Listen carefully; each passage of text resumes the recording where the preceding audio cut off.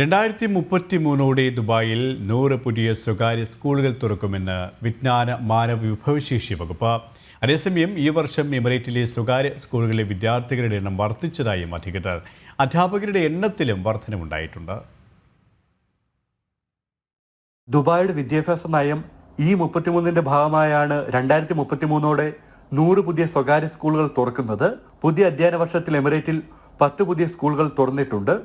ദുബായിലെ സ്വകാര്യ സ്കൂളുകളിലെ വിദ്യാർത്ഥി പ്രവേശനം ഈ വർഷം 6% വർദ്ധിച്ചതായി വിജ്ഞാന മാനവ വിഭവശേഷി വകുപ്പ് അറിയിച്ചു.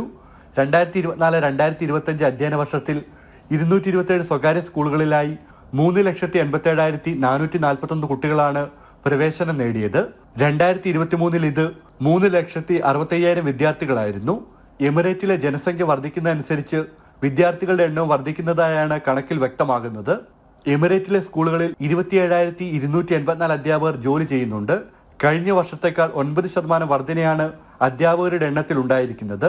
ദുബായിലെ സ്വകാര്യ സ്കൂളുകൾ 17 വ്യത്യസ്ത പാഠ്യപദ്ധതികളിലാണ് പ്രവർത്തിക്കുന്നത്.